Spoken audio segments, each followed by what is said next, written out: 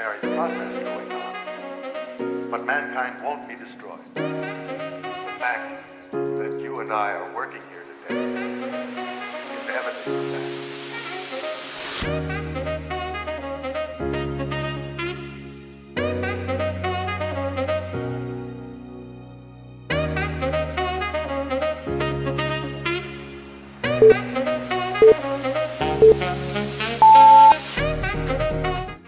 Hey, what's going on, everybody? Friday, January 21st. So good to see all of your smiling faces back for another episode of DCF Live. Let's go ahead and say hello to some beautiful people here in the chat. We have Carnell, Ben, Sky, Horn Custom Designs, Night Owl, what's up, Dante, J3 Customs, Tom's World. So cool to see all of you guys joining us here. Been a little while since we've been live on YouTube. Definitely since before football season, but now that that is sort of winding down, we're not as busy in that weekly grind, getting cleats out to players, just sort of the playoff guys left. Definitely want to start incorporating these a whole bunch more. Love doing these, love chatting with you guys. This is a great way for me to always have a strong pulse on the community and really know what's going on and continue to see how I can help people. And I feel I get some of my best ideas from doing these YouTube lives sometimes. So if anybody noticed, we had to switch out the the intro song, funny enough, because the one that I had previously, it just got flagged on YouTube for copyright. So the way that that works for anybody who's considering, doing YouTube, I'll just talk about that a little bit. But I let a song play for 2 minutes of the intro for all of our episodes of DCF Live. I don't know how many videos there are, probably 30, 40 plus. And anyways, that song just got, whether it's, I don't know how music licensing works, but maybe it got sold or something like that. But now it says that, this company is claiming copyright on this song, even though it originally came from a page that's called YouTube Audio Library. It's literally approved by YouTube. So all of the songs that you pick from this YouTube page are supposed to be copyright free.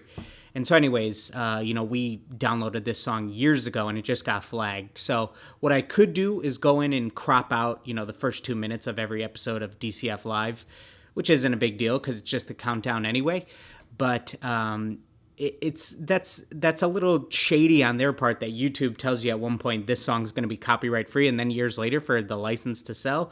Like that stinks. But anyways, about a year and a half ago, we signed up for a music software called Artlist, which is like just a paid premium kind of version where you just get to sift through thousands of copyright-free songs. And, it's a paid version, so it comes with way more features where you can search, by genre, mood, artist, beats per minute, all this type of stuff. So pretty cool to see.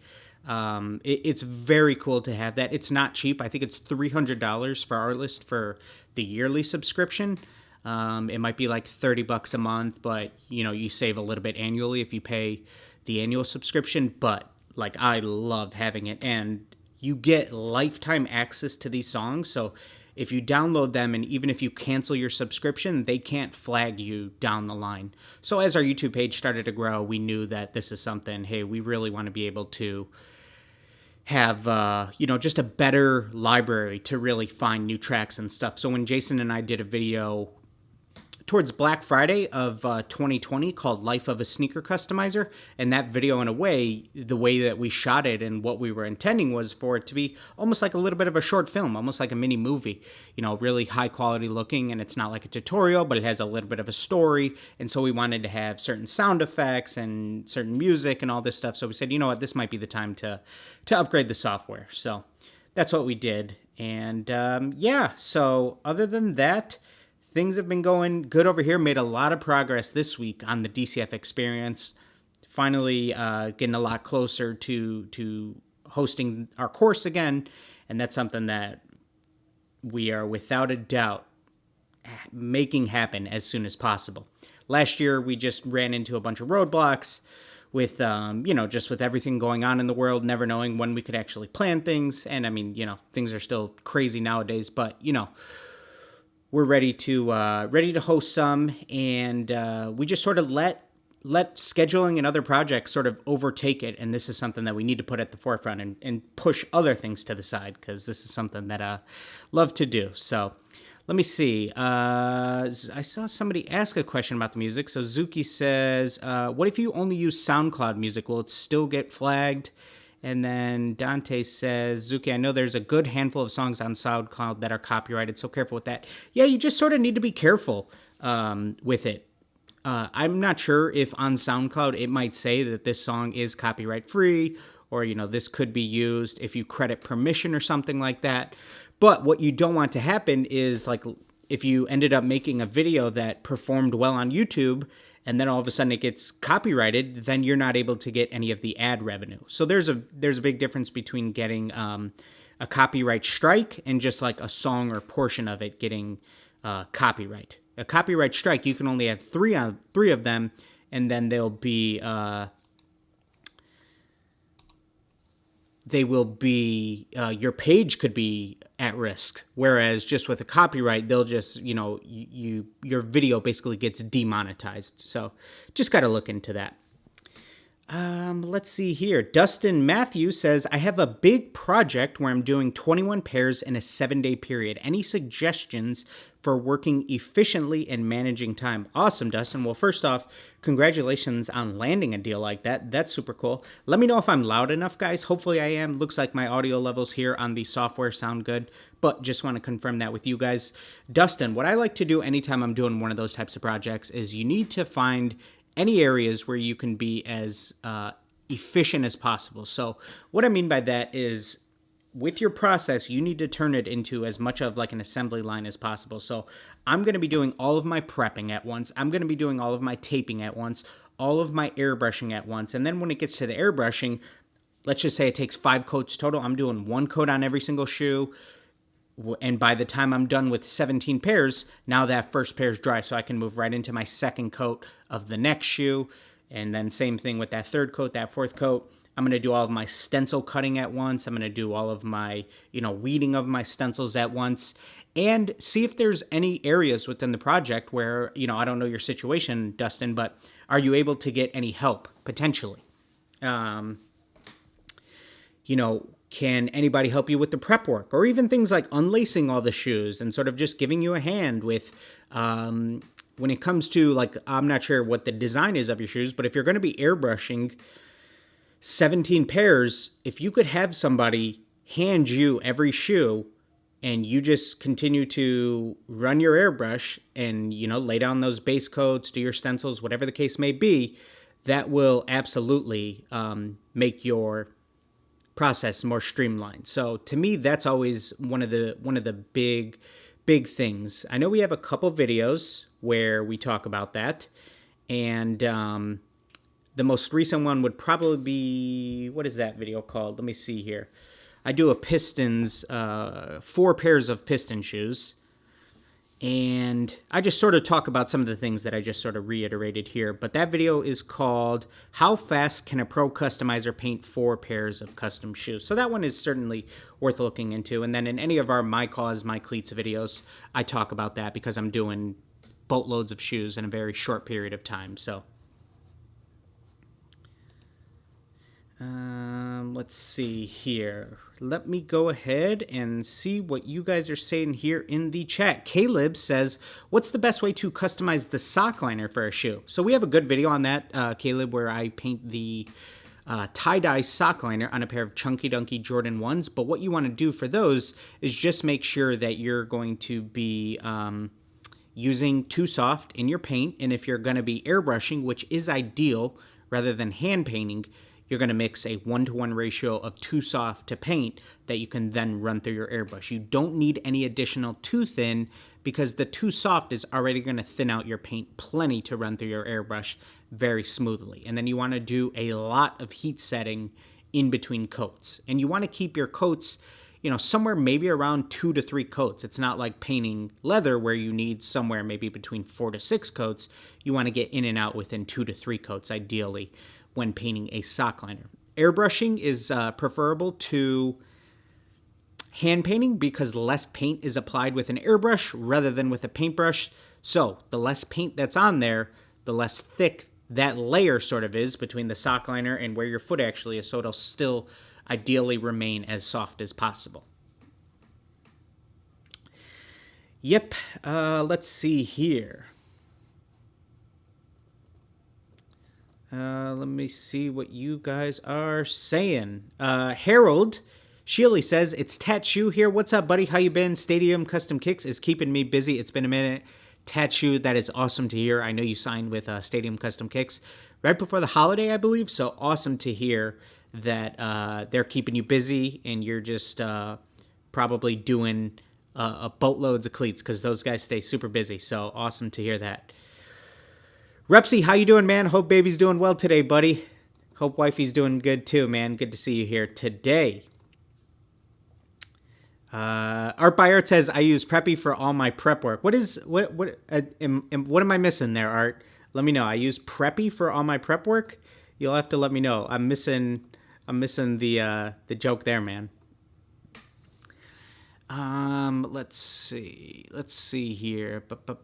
Yeah, I see some people asking about duller, but truth be told, any of these new finishers, the Liquid Kicks matte top coat, or even the new Angelus matte forecoat, hoo-wee, you do not need to use any more duller in your paints. These finishers are phenomenal nowadays. So you can, yeah, honestly, I mean, I haven't even opened duller in so long because these finishers are so good now. Ethan says, do you ever paint the laces? Yeah, absolutely. Sometimes you might have a design where you need like a specific shade of color for, you know, the laces to really set off the design. And it might be a specific shade of paint that you used within your design. Like, let's just say it was a really specific purple and you know there's no way you're going to be able to find that specific shade of purple in laces that you could buy, you know, through any website or anything like that. So sometimes you need to dye them. Absolutely. Absolutely. Let's see. Blue Dunnett says, I know painting midsoles is never ideal, but how about the polyurethane on Jordan 3s and 4s? I've seen a lot of restoration videos where people go right in with the paint. Yeah, so, you know, within any of those, let me see, restoration videos, what they're really doing is they're acetoning it down to the core, you know what I mean? And then they're laying the paint right on top. And Jordan 3s and 4s, even right out of the factory, all of the shoes, especially on the inside portion of the shoes, not as much on the outside, it will over time, but the inside way quicker is always going to crack. The factory paint is going to crack. That's just, you know, sort of it's just what happens on Jordan 3s and 4s. It's inevitable, you know, so as far as when these restorers do it, it's going to be, you know, essentially just as good as a new paint job right out of the factory, but it's going to crack eventually. Like, there's just no way, even on Jordan 3s and 4s, for them to never, ever, ever crack. Like, they're good. It's completely inevitable. So you can do it basically as good as out of the factory, but just knowing that, hey, eventually it's going to crack again. So yeah, let me see here. Night Owl says, Dylan, have you ran the Angelus High Gloss yet? It is, in my opinion, from the test that I ran, the High Gloss from Angelus, the forecoat, is shinier than the Liquid Kicks top coat.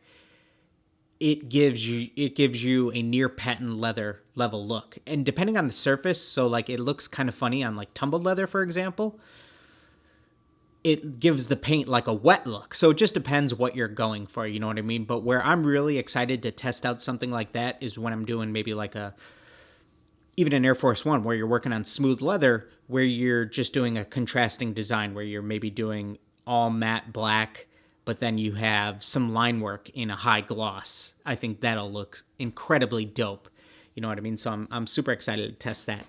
Zuki says, where do you think custom shoes will be in 5 years? Who knows? Because, I mean, I just think over the next 5 years, a lot of stuff's going to happen in terms of the metaverse, NFTs, all that type of stuff. So I think, like, that'll just be a bigger deal than before. You know what I mean? Obviously, since there's nothing to refer to before in terms of, you know, that stuff's all new to all of us. You know what I mean? So I think, who knows? It'll be interesting to see where that goes.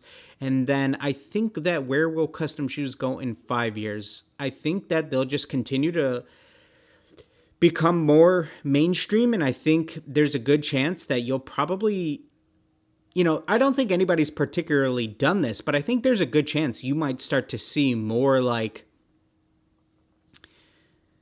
nobody's done this, but like I think you might see more shops open, kind of like pop-up shops, or like sort of, I'm thinking of like print on demand shops. So you go and get a custom shirt inside the mall. Like I think there's a good chance that you'll just see more shops pop up where you can just like go and get a pair of custom shoes done in the same day or something like that. And I think that hopefully it continues to grow within like the gallery space. I think that what happened with Gallery Sakura over in Paris this past fall, I think that is hopefully like a monumental thing for custom shoes, and hopefully more galleries will be interested in doing something like that. So I think that'll be really cool. Yeah, I think those are some of my initial thoughts on where it'll continue to go in the next 5 years or so.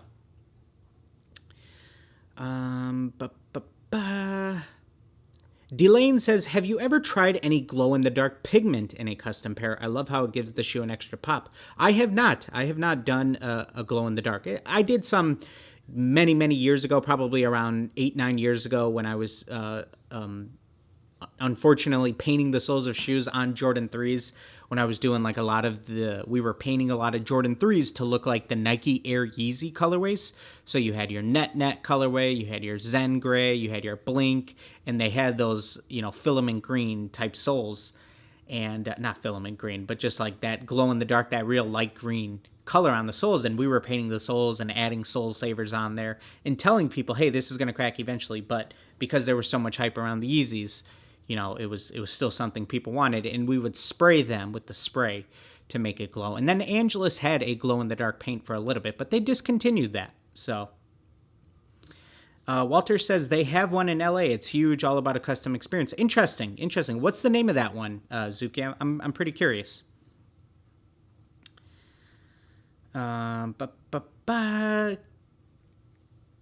Keel Joshua says, on average, how long does it take you to complete a pair of customs? So, over the course of my career, I would say a lot of the stuff that I've done is somewhere around maybe 8 to 10 hours.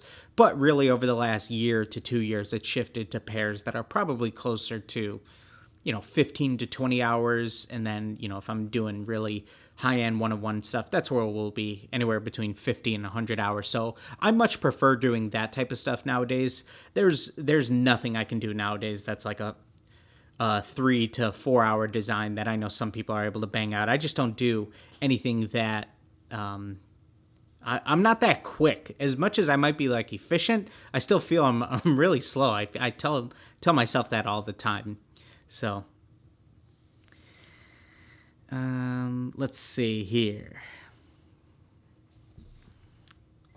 Jacob says, hey, Dylan, I want to say thanks. I've been learning to customize shoes from your videos and need some advice on how to perfectly tape the soles of shoes. I keep making a few mistakes with the paint. Awesome, Jacob. Well, first off, thanks for saying, that you've been learning a lot from the videos. When it comes to soles, I'm not sure if you're specifically referring to, how do I tape off the sole or how do I tape off the midsole? But, I'll sort of answer both of those. When it comes to taping off the sole, what I like to do is use a nice low adhesive tape so that I don't end up with any of that dreaded tape residue. So I use something called Pro Tape's crepe paper. I have some out. So it's 3 inches wide, and why I really enjoy this is because it's low adhesive, and then another nice part about it is it's 3 inches wide, low adhesive, so it's not going to leave behind any of that tape residue. And when you wrap this around both sides, it's going to cover off the sole completely. So this stuff works really good.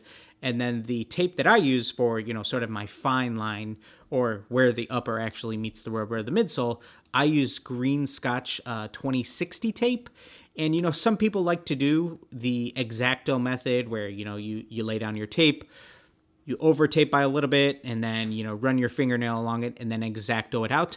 I've never preferred that method to just ripping off smaller strips and really trying to make sure that they're on there nice and tight.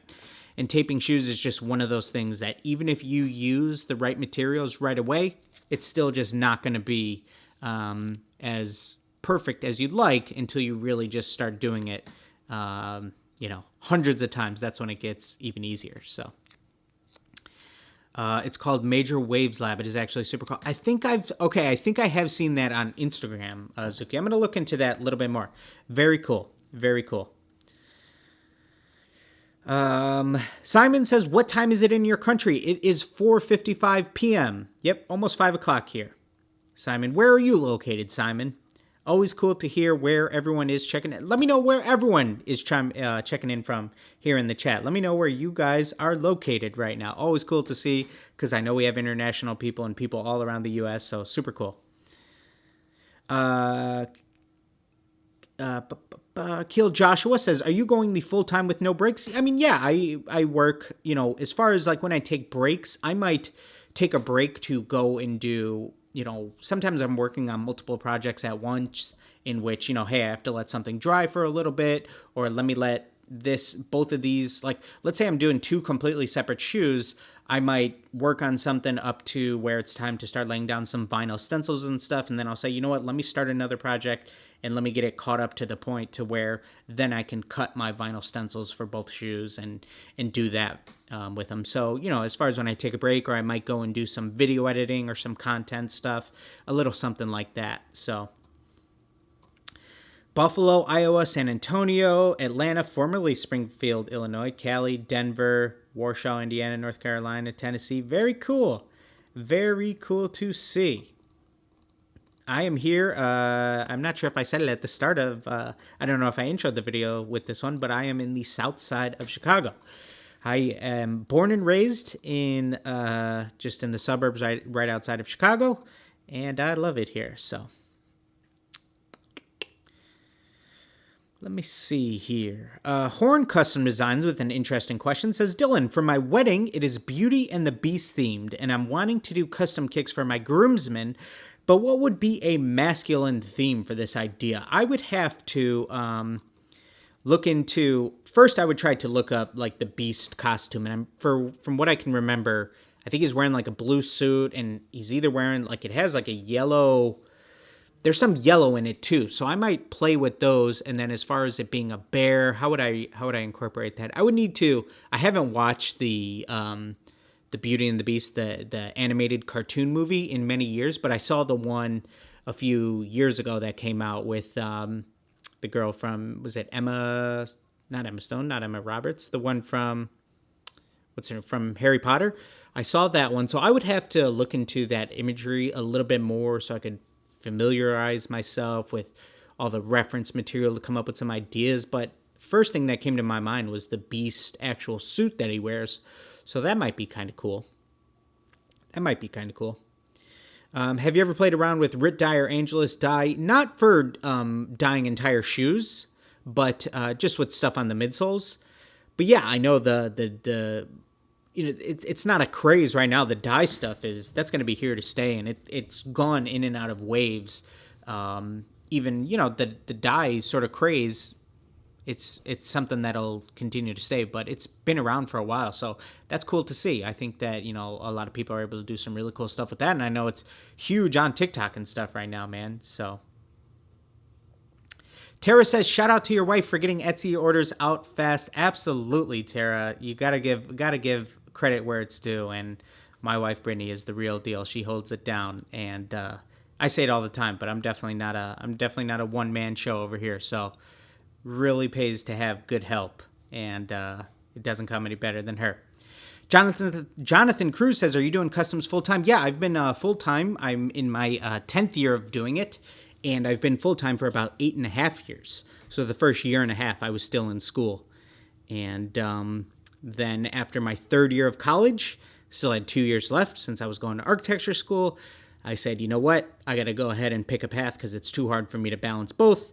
And so I said, let me go ahead and, take a chance and really just go all in with this, and best decision ever. So Tara says, we have 2 babies under 2, so I get it. Oh man, 2 under 2, that is something else. But you know what? They get to grow up together, and there's nothing like it. And seeing, my 2 kids together, I mean, just watch, seeing the stuff that Dexter does with his little sister Delilah, there's just nothing better than seeing their interaction and how funny it is. And I just can't wait to continue to watch them grow together and stuff. And I'm so excited for Delilah to be able to crawl and walk around and chase after her big brother and stuff. So, and I grew up, I have two brothers, and so I didn't grow up with, I was never gentle with my little brother. So it'll be curious to see how much I'm able to get Dexter to actually be gentle with his little sister, because I know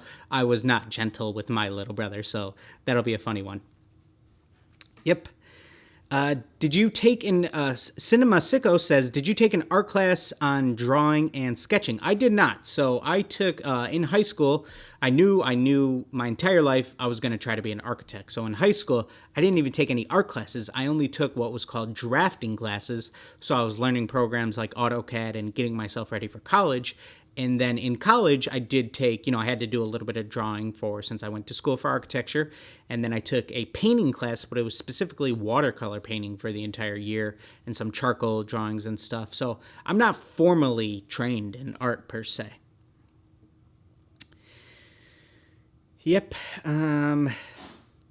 Jin says, how much can we earn monthly by customizing shoes? Just a range. I mean, that's, it quite frankly is an impossible question to answer. And I know that is the world's worst answer, but let me go ahead and try to break it down, because that's like saying, how much can a tattoo artist earn? You know what I mean? There's huge ranges, because it's going to go based on your value. You know what I mean? So are you able to charge, something that I remember calculating very early on, since we all like big numbers, is, what would I need to do to earn $100,000 per year? And you need to earn, it's a couple dollars over, $275 per day, every day, 365 days a year. So I remember telling myself early on, is it possible for me to value myself at $275? And can I get $275 of work per day if I worked every single day for the year and make $100,000? And I knew I could. Now, the thing when it comes to customizing and commissions is that I don't think too many customizers focus on is you really, really, really do try to find income outside of just commissions. And the first thing that comes to my mind nowadays of what's possible is ad revenue. And there's someone in here who might be able to help with that. Zuki, this is probably, if you're still in here, buddy, I'd be curious if you could just give a range, because, I'm not trying to count anybody else's money, but I'm curious on what the range is of what maybe a creator like yourself earns on TikTok. I don't want you to say what you earn monthly, what you earn weekly, what you cleared in 2021, because that's not my position to ask, but maybe just sort of the ranges of somewhere, was it, less than 1,000, or was it upwards of 10,000? I'm curious, because I know you're doing good numbers on TikTok. So is that something that is sustainable? Because I know that's something that you've doubled down on, creating a lot of TikTok content.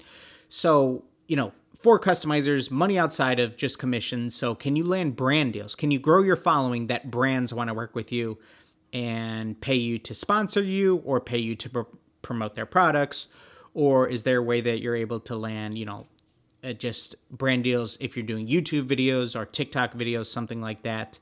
But I think ad revenue on a platform like TikTok or YouTube is something that a lot of creators should be shooting for, because, something great that happens there is you're promoting your work by posting on the platforms.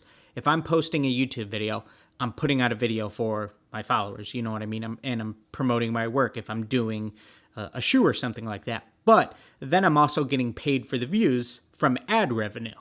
And the same thing goes for TikTok. You can show the process of making a shoe and also, get paid for the views, which is awesome. So I think that it's also a great idea to consider selling a product. Can you come up with a product that solves a problem within your niche? Whether you make, let's just say you formulated a product that allows people to paint soles. Well, guess what? There's thousands of customizers that are about to make you very rich, if that were to ever actually happen. You know what I mean? But paint and rubber just don't like each other, so it'd be hard to actually formulate that. But I'm just saying, you need to have income outside of just commissions, because it's just you're going to go through dry spells and whatnot, guaranteed. So as far as what you could expect, it totally depends on the work that you're going to be putting in. Are you going to be doing this all day, every day for 16 hours a day? Or are you trying to do this 4 hours a day, 3 times a week, and maybe you knock out 1 to 2 pairs of shoes, Or are you going to be knocking out 20 pairs of shoes per week? That range will really, really, really vary. But I think that when people ask, hey, how much can you earn as a customizer, just a range, you're sort of asking, can it be a sustainable income? Absolutely. Absolutely. Yep. Tons of great questions here, guys. Tons of great questions. So sorry, feel free to ask your question again if I don't get to it, because you guys are super active in the chat here today. So very cool to see. DeBoy Tay says, I'm in the same predicament. I'm graduating from ARC school this semester and having my shoe business going and wanting to continue both. Well, congratulations, Tay, because getting through architecture school is absolutely no joke, man. So I didn't make it. So big props to you. I know that with architecture, it's one of those things that you really, really, really, really have to love. You know what I mean? And I went to college with one of my best friends from high school. I'm still great friends with him, and he absolutely loves it. You know what I mean? He loved it then. He loved it. He loved it early on, heading into college. He loved it during college, and he still loves it now. Whereas like a lot of people that we went to school with, because I'm still in contact with a lot of people that I went to college with, and a lot of them just aren't even doing architecture because it's just one of those career paths that you absolutely have to love, So, Jin says, thank you. Do you have brand deals or sponsors? Yeah, so I'm sponsored by Angelus. I've been sponsored by Angelus for probably 7 years now or something like that. And then we have, with a lot of these online companies, you could also get a referral code. So I have a referral code linked in the description of all my videos. So if anybody clicks that and purchases through Angelus, I have a discount code for them, but then I also get a little bit of referral money. So some portion of the sale I get also, which is awesome, and it's at no cost to you. You know what I mean? And the reason that companies will do that is because they look at their creators and influencers as driving additional business to them. So it makes sense for them to take care of people that are spreading the good word about their product. So that's something that you'll see a lot of nowadays from all different types of companies. And then same thing with, some Amazon products and stuff, if I ever do things like that. And then we've done a few sponsored videos on our channel where we've done, I actually have one with, funny enough, I'm waiting for the video to come out, but it's super funny. A sponsored video with a gas station company. Now, I know that sounds ridiculous, and it is, but the video is awesome. That'll hopefully be out within the next month or two. But, just as you continue to grow your following, and if you're putting out quality stuff, just more and more people are going to find you and then want to continue to do new things. So I've had talks with Fiverr, Squarespace, a lot of these sites that you'll see some of your favorite creators having sponsored YouTube videos by, and I've had talks with all of them, and we've done a few with a couple different ones. We just did one last summer with Warner Records I've worked with them a couple times for a couple of their artists where they'll sponsor a video of me making a pair of shoes for one of their artists and things like that. So yeah, absolutely. Absolutely. How do I paint? How do I paint patent leather like on Jordan 11? So I really don't ever recommend painting patent leather, truth be told. I think it's one of those things that even if somebody says they could do it, I don't think that it's actually going to hold up. You know what I mean? So even if somebody says they know the right prep work or the right additive to add or the right finisher, I think that it's still just going to crack, So I don't ever paint pat. So unfortunately, I don't have an answer for you on that one. Let me see. The gamer here says, if I have a bit of dry paint in a hard-to-reach place in my airbrush, should I leave it or would that be a problem? Also, if my airbrush isn't spraying, what should I do? Your airbrush isn't spraying probably because you have a clog somewhere, and it could be due to that paint that's hardened up. So one thing that'll help prevent paint from hardening up is when you're done for the day, leave a little bit of cleaner in your airbrush just so it's lubricated and that the paint won't dry as easily, depending on how soon you're going to be using it next time. So that's something to always do after you're done.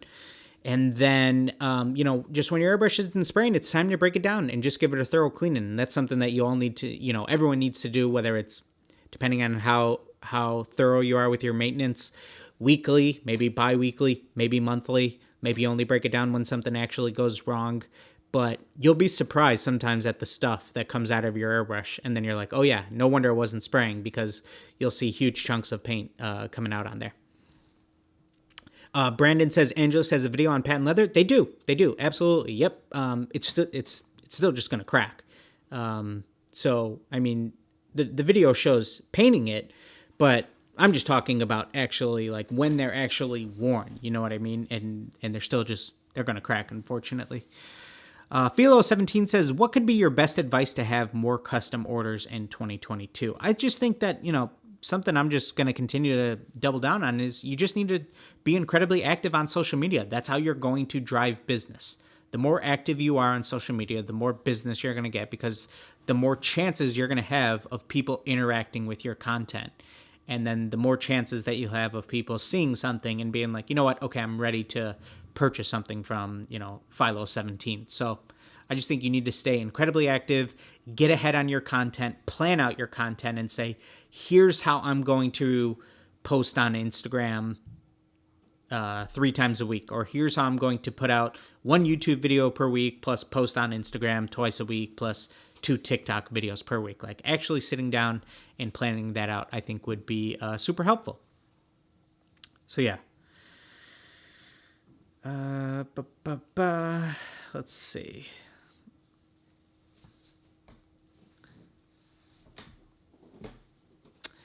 Christopher Alston says, tips for creating a website for my content. Great question, Christopher. Something I think underutilized by customizers also. Just having a great, clean website will make you look so much more legit when not only people are considering reaching out to you, but when people are just searching. Like if you just search custom shoes Chicago or custom shoes Illinois, hopefully I'm one of the higher ranking ones. I haven't done that in a while. But it's really, really, really good when like brands are considering reaching out to you. They're going to want to see a professional looking website. So tips for it, I think that nowadays it's just gotten so much easier thanks to platforms like Squarespace, Wix, Shopify, any of those. You can pay a not crazy amount monthly. I would say for as simple as a website as most customizers need, probably somewhere around $10 a month. Then you have to purchase your domain. Sometimes you could do it directly through, depending on your package, all this. You can host a website for somewhere around $10 to $30 a month. And, if it gets you 1 sale per year, if your website just got you 1 sale per year, it's going to pay for itself, most likely. But they just have such beautiful templates nowadays that look so dang good that you can just upload your pictures. You know what I mean? All you need to do is swap out the content. So they might have a template where it's somebody advertising their barbecue restaurant, and then all you need to do is swap it out for pictures of your custom shoes and stuff. And that's why it's like really important and a good idea to have high quality content and like save a lot of your stuff and archive it and know where it is and be like, man, I had this, photo shoot a year ago. You want to be able to access that folder super easily. So I know that's something like getting organized with all of my files, and that's something that isn't, exciting stuff, but that's something I've started to take a lot more serious over the years. And now I just have, my Dropbox is insane. I have a folder for almost every pair of custom shoes that I've ever made. So there's thousands of folders of pictures and videos and whatever I was doing at the time. And obviously, as over the last 3 years, however, as I've been kind of full-time with YouTube, taking that a lot more serious, the amount of content inside each folder has grown exponentially, whereas previously it was just iPhone pictures of shoes and not a whole lot else. But now there's so much more. Okay, let's see here. One Kick Finder says, when you first started, how many shoes were you customizing in a month on average, would you say, to get to your 100,000 goal. So when I started, I remember I was charging around $160 per pair if people sent in the shoes. And I was only able to do a few per week. You know what I mean? Especially when I was still in school. Then it was maybe only one a week or so. But, over time, as I did things to increase my value, got better as an artist, took my content more seriously, then I was able to charge, now everything starts at $1,500 or so. And now I'm not doing anywhere near as many, but I knew that it was going to take me, with what I was charging when I just started out, I knew that it was going to be years before I was able to get there, because I needed to raise my value to be able to charge more per pair. So go from $160 per pair to, okay, now I charge $200 per pair, now I charge $250 per pair, and you want to go up in those small increments. You want to raise your prices by 10%, hopefully every year, maybe bi-yearly. You know what I mean? You definitely want to raise your prices along the way.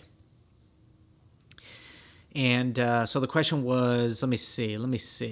Make sure I touch on everything of it. When you first started, how many shoes were you customizing in a month? Yeah, so I was only able to do somewhere around 1 to, 4 pairs per week when I was first starting out, because it was such a learning curve that there wasn't YouTube videos, there wasn't anybody to learn from, that, I would get a new shoe that I hadn't worked on previously, and it would be, just an entirely new learning experience. Sometimes I'd have to restart and stuff, you know what I mean? So it took a while. It took a while for sure.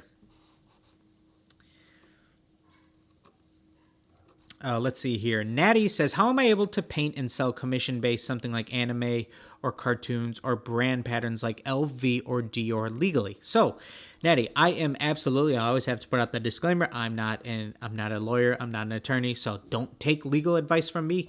But just my understanding of the situation after talking with my attorney and everything, and all the research that I've done, is when you're doing, your cartoons, your anime stuff, when it looks like fan art, when that's the way that you present it to the world, that this is just fan art, this is one-of-one fan art, that is okay. When it looks like mass-produced and there is what they call brand confusion, that's when you start to enter into the gray area. So let's just say we were talking about Beauty and the Beast earlier. So if you created Beauty and the Beast themed Vans that looked like they could potentially be a Vans release, because Vans, I'm sure, has done Disney collabs over the years. And so if they look like something that Disney might release, then that's where, you're introducing the brand confusion, and a regular person might not know if that's an official collab, and they don't want there to be that confusion.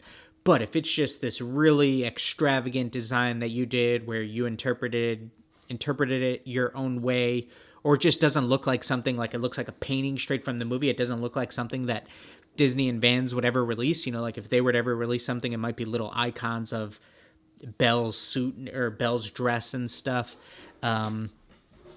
That's where, that brand confusion, that's what I'd keep saying. And if it looked like you took an Instagram photo and you were selling 20 pairs of these, then it looks like you're entering into, the mass production. But if you're just posting one and you're saying, hey, this is one-on-one fan art, for the most part, you should be okay with a lot of things. Like, I haven't heard of too many people getting in trouble with Disney animes, where people have gotten in trouble, and some people have even had their accounts closed, is with the NCAA. They're really, really strict, and specifically the Big Ten. So I had my Facebook page deleted by Ohio State because I posted some Ohio State Roche runs, and it didn't look like it would be a Nike collab. Like, it just didn't look like, if Nike were to release a Big Ten pack of shoes, this didn't look like something they would release, in my opinion. So, because it had these huge oversized logos and stuff.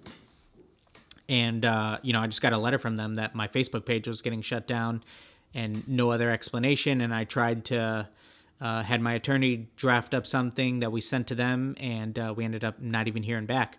So unfortunately, I had a Facebook page that I think had like 25,000 likes on it or whatnot. And so that was taken down. But I've also heard of people having their Instagrams taken down from it. So I would say avoid the NCAA, just because I've heard of them having issues multiple times.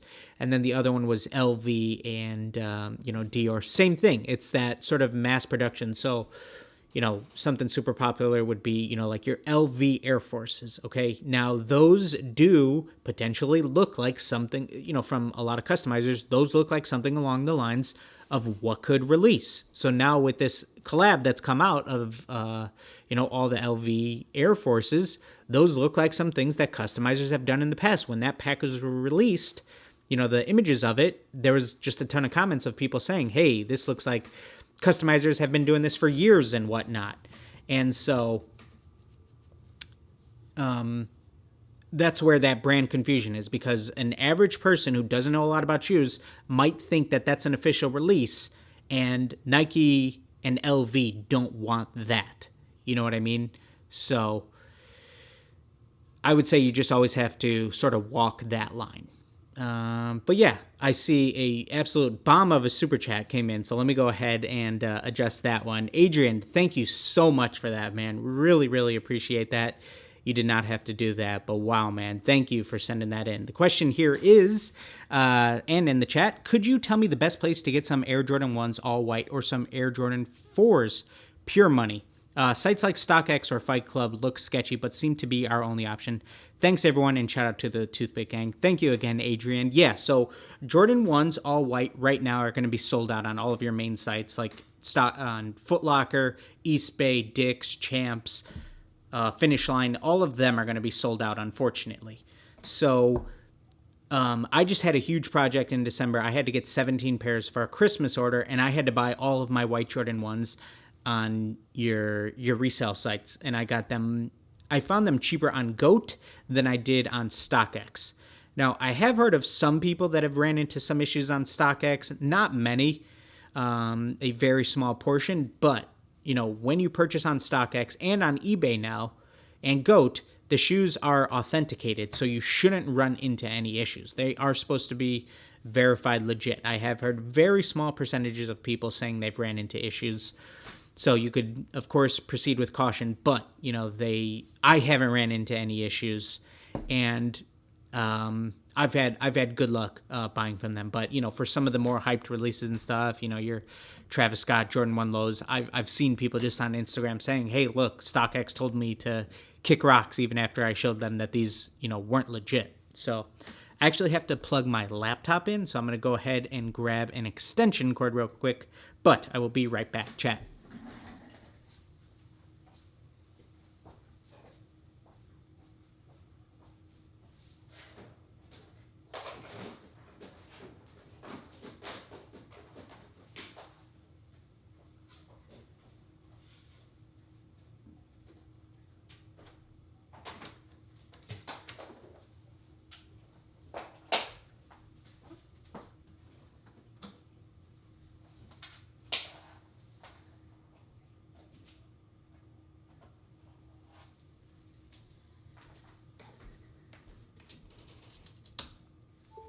All right, back in business. So yeah, Adrian, I would say look on eBay, look on StockX, and look on GOAT. And those would be the first three places I look, and just see where you could find the best priced option for whatever size, you might need. But I did hear that there should be a restock on white Jordan 1s soon, because they basically re-release those every year or 2 years, and they change up the materials a little bit. So the ones for the last couple years have been tumble leather, whereas there's been smooth leather options. And then same thing with the all black Jordan 1s. Like every so often they'll have pairs that have some nubuck. Sometimes they'll be all smooth leather pairs. So yeah. Caleb says, if you had to pick one item to paint besides shoes, what would it be? If it weren't canvases either, because I do enjoy painting canvases. I had a lot of fun painting a basketball last year. I've had fun painting purses. I might do jean jackets, though. Jean jackets are a lot of fun, the few that I've done. I think I'd say jean jackets. That would be really cool. Yeah. Kicks and Kindness says, do you purchase the shoes or have people send you a pair? It just depends on the design, you know what I mean? Like if we're doing something that requires a grape Jordan 5 from years back. Like, let's just say I was painting a Charlotte Hornets theme pair of Jordan 5s, and they already had the grape 5s, you know what I mean? Or they wanted to go out and actually source them from StockX or whatever, since it's been years since they released, that'd be okay. But if we're just doing something as simple where all I need is a white pair of Jordan 1s or whatever, I'm totally okay. My goal is always to make and what I recommend to people is always to just make the transaction as smooth and as seamless as possible. So whatever, if your customer wants you to supply them, then they have no problem paying for the shoes. Awesome. If they would rather source them and then pay for shipping to send them to you, that's A-okay too. You know what I mean? So I think that you just don't want to introduce friction into a transaction for no reason, whereas some people might say, I have to supply the shoes, or I don't ever supply the shoes, whatever the case may be. So yeah. Adrian, let me know what you are doing potentially with the all-white Jordan 4s. I'm very curious. I love that base shoe. Hey, Melika, how you doing? How you doing here? Good to see you here in the chat. How do I prevent the stitches when I paint? They look like loose ends, if that makes sense. Yeah, so Nicole, what you can do is try to avoid the stitching with your, the green Scotch pad is known for sort of roughing up your stitching a little bit more than the sanding, but the sanding can absolutely do it too. So what you can do is certainly try to avoid the threads. You can sand by hand, so you're not using as big of a pad, and you can avoid your threads. And then, if you need to, you could either run a nose hair trimmer right over them or a lighter to them if you have just some, loose frays. But I know that a lot of people are weary of not wanting to mess up their threads, so totally get that. But I think that you still shouldn't avoid sanding, just from my experimentation. So yeah, just try to avoid prepping those areas as hard with the sandpaper or the Scotch-Brite pad, and just make sure that you hit them a little bit harder, with your acetone and your cotton balls or your cotton rag or whatever. New mic, no. So I actually just have it on this tiny little Manfrotto tripod stand instead. Usually I have my mic hanging from a boom arm, so it's out of frame. So this is the same mic that I use for everything. It's not this is what they call a shotgun mic, rather than like, this isn't a podcasting mic or anything. So. Do you ever accept used shoes from clients? Did you at any point, and when, why did you stop if you did? So funny story. Every year or so, when it comes to My Cause, My Cleats, I will get at least 1 to 2 pairs of used cleats, which is absolutely ridiculous, which is crazy in my opinion, because most of them just have boatloads of cleats. So they'll send in a used cleat, which has mud and dirt attached to it and stuff, and it's just absolutely ridiculous. And it sucks to have to do those, but, at that point with My Cause, My Cleats, they're sending stuff with 2 weeks left to go, and they're not going to get a new pair sent out in time. And by the time you get them, you have to start on everything right away. But other than that, just like if a customer's reaching out to me and they want to send in a used pair of shoes, most likely not, unless they've only been like casually worn once or twice and they could pass as brand new, basically.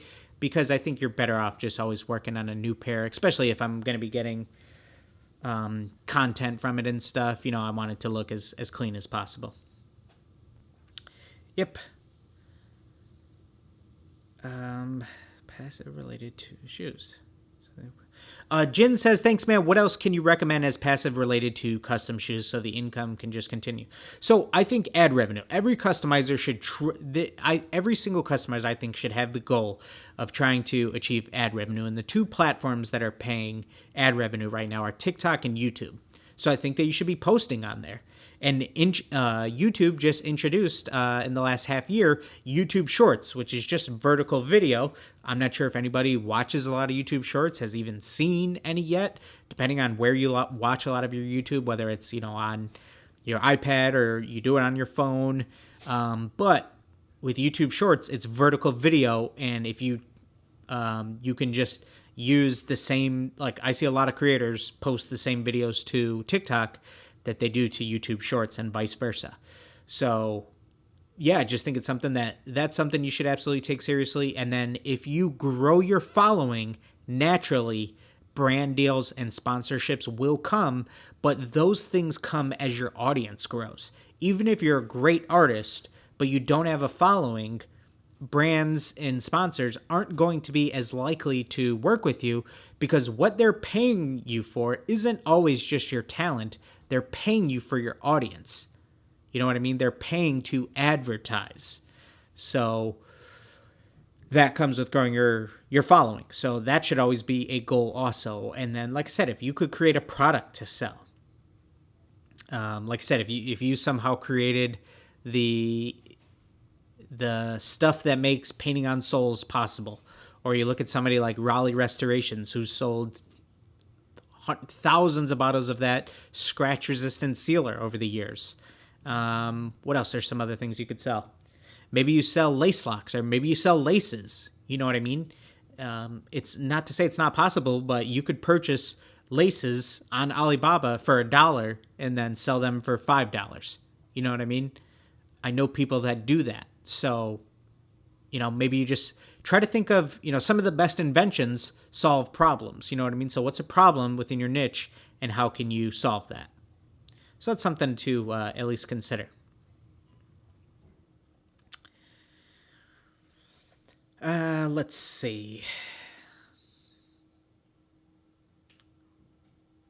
Do sponsorships pay the artist or just send free products? So it works in different ways.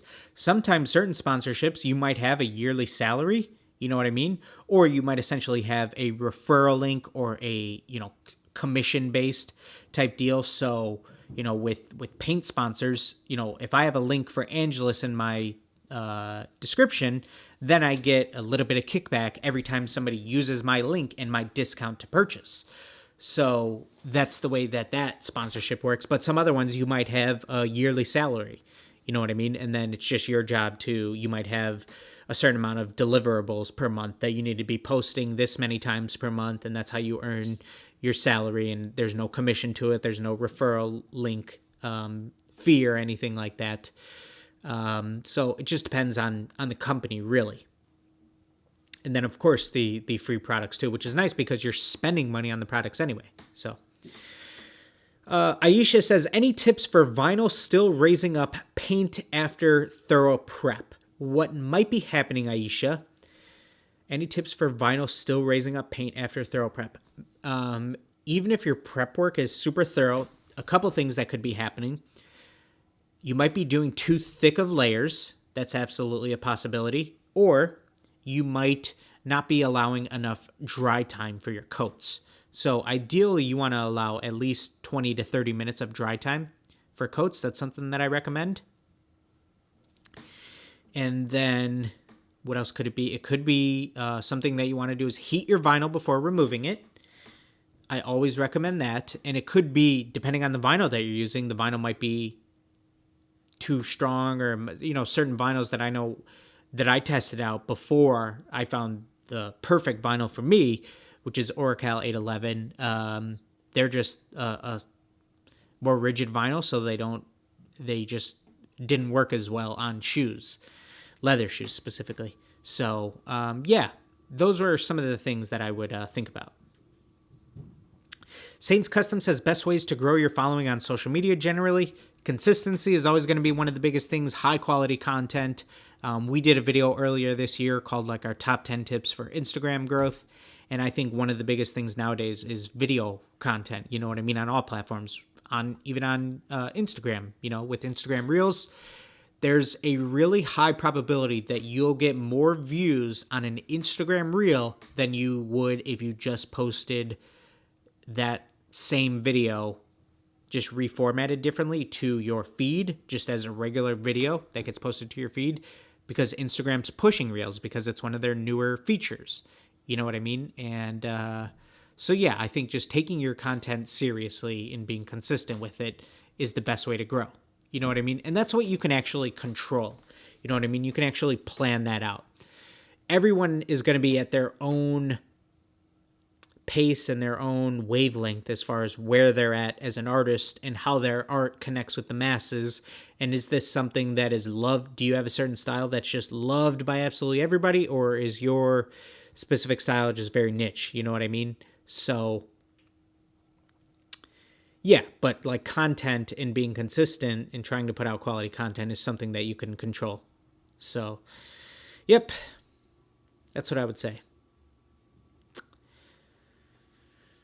Brandon says, what kind of transfer tape do you use for vinyl? You have Oracle vinyl you recommend, but having trouble transferring to shoes. I use Green Star Lay Flat Classic transfer tape.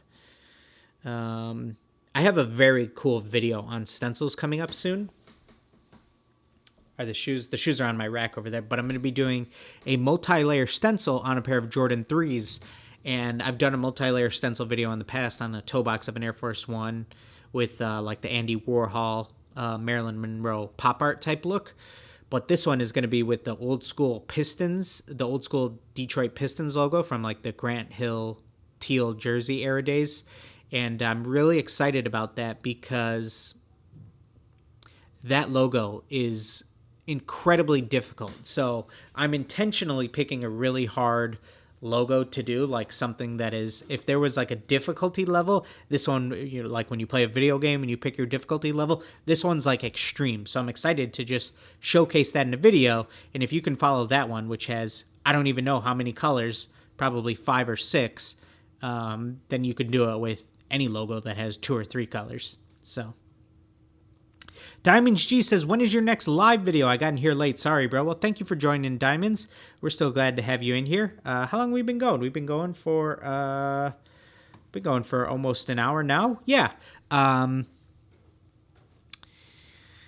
Next live. I hope to do these regularly on Fridays. That is certainly my goal. It's usually not possible for me to do them every single Friday, you know, weekly, and commit to that, but certainly not during football season. It's my goal to try to do these, you know, every week, every other week or so. This is always a fun end to my Friday, the work day before I'm done. So love doing these. So hopefully should be back next Friday again. Tom's World says, I've never gotten transfer tape to work. The stencil never sticks to the Air Force One. I promise you it'll work with, Oracle 811 in Green Star Lay Flat Classic transfer tape. That stuff is the real deal. Almost There Design says, any tips on painting leather wallets? Yeah, so you could pretty much, treat that like a pair of, depending on how many shoes you've done, you just want to make sure you prep it. And, depending on the quality of the leather for the wallet, it's going to paint, pretty similar. So tips for it. Depending on how many shoes you've done, it probably will not be too different of an experience. It's just like a different type of canvas that your design work and how you plan that out could be a little bit different. So good luck with that, man.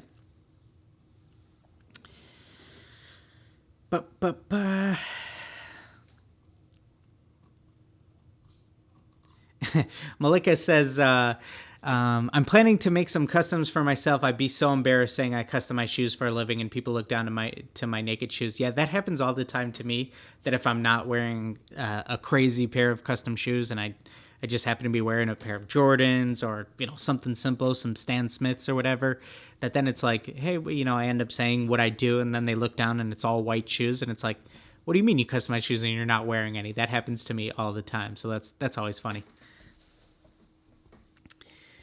Jalen says, any tips for painting on a skateboard? I recently got commissioned to do one and I'm worried about durability. So, assuming this isn't like a deck that's going on the wall and it's going to be something that will actually be skated on, skate decks naturally wear away on the wood side rather than the grip tape. You know what I mean?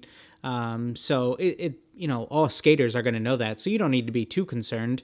I haven't done one. I haven't painted on a skate deck previously, so I can't say for sure what paints would work best. Like if you plan on using Angelus or if maybe there's a better one. I'm sure there's plenty. I gotta imagine there's some good YouTube tutorials on it. I think Angelus has done videos painting skateboards previously, and I'm sure they used Angelus, but I'm not sure if they were just for display or to actually be skated. But who knows? There might be a better paint to actually try to ensure a little bit more durability. So yeah. Tom says, I use the Cricut transfer tape. Yep, try that Green Star Lay Flat Classic. It's a game changer for sure.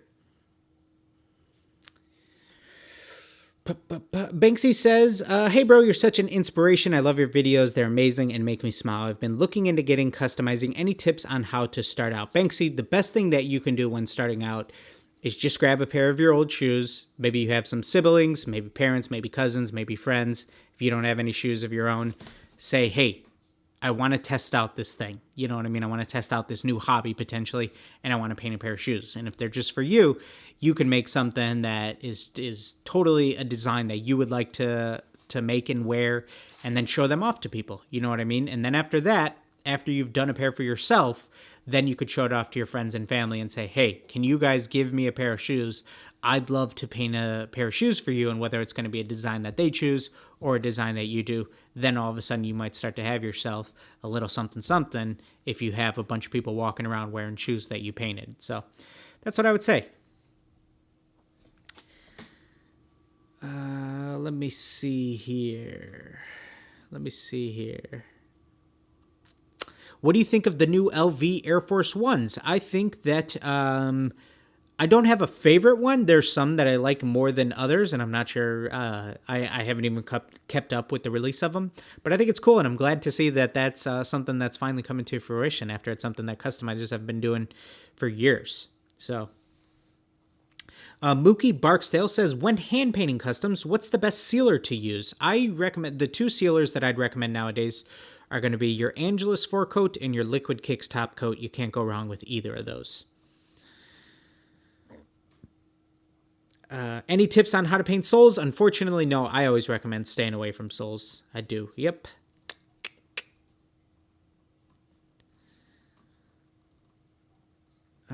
Miss Nicole says, when you first started to airbrush, where did you practice on, and do you have any tips on what to do or what not to do? So funny enough, Miss Nicole, when I was in 6th grade, my mom enjoys going to craft shows. So I went with her one time, and there was a man who owned an airbrush shop.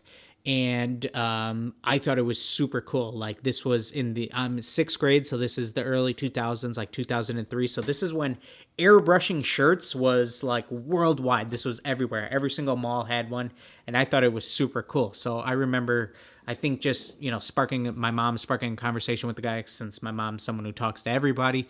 And he ended up saying that either he offered lessons or he would be willing to offer lessons. And I think I ended up doing probably somewhere around maybe 5 to 10, like 1-hour lessons with him. And I ended up, my parents bought me a compressor and an airbrush and everything. And, after I stopped going to the lessons, I never did it again, unfortunately. But what I remember just practicing on was just your basics, your dagger strokes, and just practicing on things like paper towels. And I thought that I wasn't able to get good enough at the time how old are you in 6th grade? Like 11. I just didn't have the skills, quite frankly. I thought it would be cool to be able to do t-shirts. So I think I remember getting like some white t-shirts and doing some airbrushing on there, but just getting really familiar with the basics of how can I do a dagger stroke? How can I, start to do a gradient? How could I start to fade colors and things like that? And just testing it on anything, whatever, depending on your workspace, whatever surface, maybe you have to paint some wood or some cardboard or paper towels. Like I said, maybe you buy some canvases, whatever the case is, just continue to practice and get a hang for it. And practice on shoes, of course, too. You know what I mean? See how easy it is for you to start to do, a two-tone gradient on a pair of shoes. And can you do that with two colors that aren't easy to work to blend together? Maybe yellow and green. That's kind of like a medium tier level difficulty type gradient, whereas you don't want to do something like yellow to black. That's super difficult. But whereas if you just did yellow to white, that's something that's going to be a lot easier. So you could play around with that. So yeah, just continue to practice, and whatever you can get your hands on is a great practice canvas. Natty says, what's a good first airbrush machine brand with compressor and airbrush, maybe in the $150 range? So what I recommend, Natty, is the Badger Patriot 105 and then a Harbor Freight airbrush compressor. That is what I have back there. That's what I have used for years upon years at this point. The compressor is somewhere around $70, and the airbrush, depending on if you catch it on sale or not, is somewhere around $70 to $90. So a little bit over your $150 price point. But anything under than that, anything under that, like when you just buy those airbrush kits that are $50 to $70 on Amazon, where it comes with the compressor and the airbrush. They're just such low quality that they're just going to cause you nothing but headaches. So Melika says, is getting a second airbrush worth it if you can afford it? I've never introduced that into my workflow, even though a lot of professional airbrush artists, not just people who customize shoes, like real professional airbrush artists that maybe do motorcycle stuff, or even people that had the airbrushing t-shirt shops in the mall back in the day, they usually had multiple airbrushes to have multiple colors so that they could do that quickly. There's just no reason within my workflow to need multiple colors, because I always need the paint to dry anyway. So let's just say I was like airbrushing some texture stencils on a shoe, and maybe I was just done doing a dark blue, but now all of a sudden I want to do a light blue. Would it be nice to have another airbrush? Yeah, but I also need a little bit of time for that dark blue to dry anyway. So I'm okay with just cleaning out my airbrush.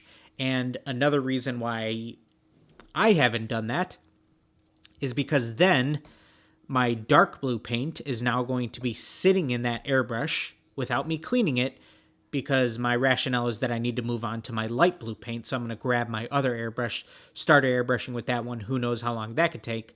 But that entire time, now that blue paint is just sitting there in the cup of my dark blue airbrush. So I've never had a reason to introduce it into my workflow just for customizing shoes specifically.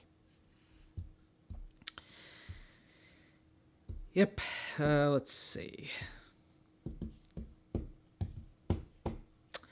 Michelle Lombardini says, do you think there's too many customizers around right now for the market? No, I don't think so, because I just think you need to find a way to distinguish yourself. You know what I mean? So that's good. Competition is good. You know what I mean? Because it makes you say, okay, what can I do differently? What am I going to offer different? Whether it's the experience, how am I going to separate myself through my designs or through my content, the way I present my artwork to the world. It's good to have that competition. So no, I don't think so. Nope.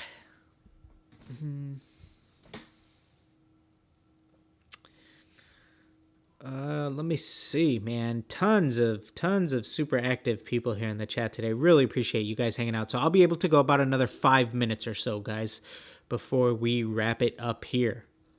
And man, I just got to say thank you again to Adrian for sending in that massive super chat. Really appreciate that, buddy. I'm not sure if he stuck around in the chat after, because I asked him what he was going to do with those white Jordan 4s. I was curious. But thank you again for that, man. Let me see. Michael Mays here says, I'm going to customize a pair of 11s and dye the bottoms blue, but they are yellowed. I cleaned and used Soul Bright on them, but still yellowed. Can I dye them? Or trying to get rid of the yellowing first? Michael, so in that situation, what it's really going to depend on is how yellow they are right now and how dark the blue is that you're trying to do. So like, let's say they were super dark yellow. Like, let's say you grabbed a pair of Concord 11s from 2001 that were, dark yellow at this point, and you were trying to paint them light blue, like you wanted them to look icy again. That wouldn't work out. I think that would just be too hard to do. But if you had a pair of, 11s from the last few years that are just starting to yellow, and you're painting them a dark blue, like a navy blue, that's going to be 100% fine. But, if you have something that it's pretty yellow, and now I'm trying to make it a lighter blue, that's where you might struggle. So just when it comes to dyeing yellowed soles, you might just need to pick a darker color to play it safe to make sure that it'll really cover up.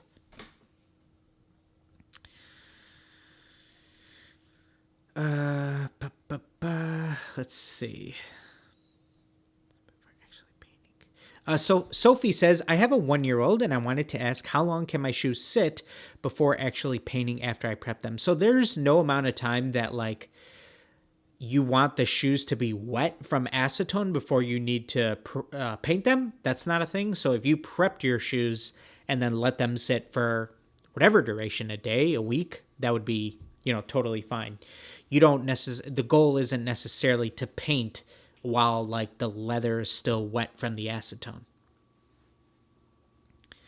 Jonathan says, I'm doing a Fast and Furious themed custom. I would love for you to check them out and give me your feedback. Absolutely, Justin. I'd love to check those out, man. Super cool. I wonder if you're doing one of the cars from the first movie. I am a big fan of the Fast and Furious franchise. I don't care how bad it gets. They're superheroes at this point. But I've been so busy over the last year, I haven't even seen the 9th one. And even at the launch of the movie, everybody just said how bad it was. So I haven't even been in a major rush to see it. But I love that entire franchise, and I know that although it sounds like the 10th one is going to be the last one. I thought, in my lifetime, I might hopefully see 40 Fast and the Furious movies. But now it kind of sounds like they might actually end the entire, this timeline at least, after the 10th one. But they'll be doing spin-offs and whatnot. But yeah, I would love to check those out, Jonathan. Andrew says, lots of customizers out here making bank with bad customs just because they are great at social media. 100% true, Andrew. If you're able to market it correctly and you're consistent with your content, the same boring things that you'll hear anybody who's talking about how to grow on social media say, you're gonna drive sales. That's why it's so unfortunate, and I just feel I want to be able to help so many people that I see are incredibly talented artists, but they just can't grow their social media because they're not doing the things like being consistent with their content, or maybe they're not as good at, just staying active on there and consistency and high quality content. You know what I mean? Yeah, I know exactly who you're talking about, Andrew, because it's absolutely possible, man. It's absolutely possible. Andrew says 9 is one of the best. I kid you not, you are one of the first persons that I've heard say that. I have not heard anything good, but then again, there's none of them that I don't enjoy. You know what I mean? They're all good. I think that 5 is my favorite, just because that one has basically like a bank heist theme to it, and I love a good bank heist movie. And I do think they've maybe every single one after 5 has gotten a little less good. You know what I mean? So I'm not surprised at the 9th one. But I do need to check that out soon. I do. Sloles says, I'm painting a black shoe red. White layer first or go straight to red? So in my opinion, when you're working on like a black leather or something like that, you're better off using something like light gray rather than white, because that light gray is going to cover up the black so much better than if you just paint white.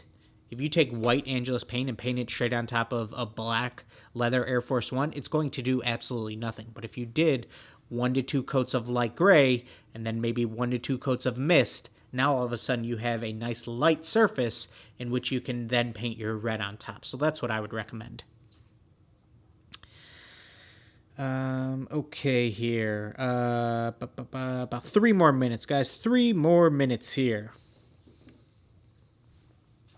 Ohio Rich Kid Beat says, what's up, Dylan? I'm late, but here, just got off work. Shout out to you and all our fellow customizers on here. Absolutely. Hey, you know what? Before we get out of here, I need everybody to go ahead, add your Instagram here onto the chat. And all I ask for you is one favor. Go and check out somebody's Instagram who posts their handle here in the chat and show them some love. It's free to double tap. It's free to interact with them. They'll do it back to you. I can almost guarantee it that if you start showing love to them, they'll check out your page. Now all of a sudden people are engaging with your content more. It only helps everybody grow, and it's absolutely free of charge. So go ahead and post those Instagrams here in the chat before we wrap it up here.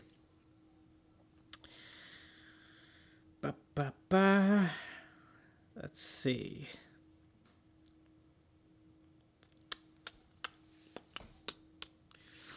Final question of the day. No Soul Left Behind here says, I watched your tips for customizing cleats video and it helped so much. I would have never thought of sanding, but they came out amazing. Awesome, No Soul Left Behind. Great to hear that, and I would love to check out some of your work. Make sure you send that over to me on Instagram or send me an email. I'd love to check out what you were able to cook up.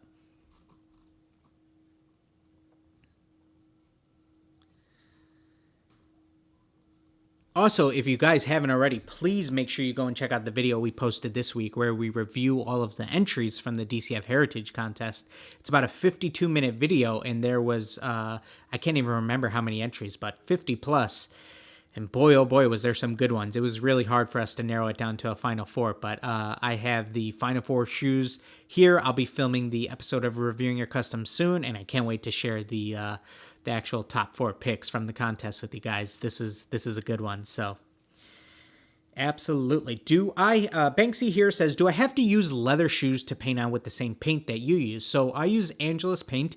You can use it on other shoes outside of just leather shoes. You might just need a different additive. So if you were to paint, a Yeezy 350 V2, which is prime knit, you're going to want to mix in a fabric medium to your paint. Or if you want to paint a canvas shoe, like a pair of Vans, you can still use Angelus paint, mix a little bit of fabric medium, they're too soft, or a GAC 900 into your paint. So yeah, you can absolutely do shoes outside of just leather ones also. So all right, guys, that is going to do it for me. Thank you so much for joining us for another episode of DCF Live. Truly appreciate all of you guys hanging out here with me in the chat today. And like I said, hopefully we'll be back. I'll try to start doing these a lot more regularly. They'll be about this time, Fridays, late afternoon, Central Standard Time at least. And hopefully everybody has a great, safe, happy, healthy weekend. This is the weekend before I turn 30. I turn 30, the big 3-0 next Wednesday. We will have a video, customize and chill video. That'll be almost back-to-back weeks with hour-long videos. So I'll have a video. I'm going to drop that probably Wednesday night, and that will be an hour-long process video of me painting a pair of Jordan 1s. And I'm really pumped about that video. The last time we did a customize and chill episode was for a pair of Joker Jordan 1s, and that video did really well for us. A lot of great feedback, so I'm excited for that. So, all right, everybody, please, like I said, go and check out somebody else's page here in the chat, interact with them, and it's always great to just see this community continue to grow. And, I mean, it's so cool to see so many different artists supporting each other. So love that, but everybody stay safe out there, and we will see you guys next week. Bye-bye.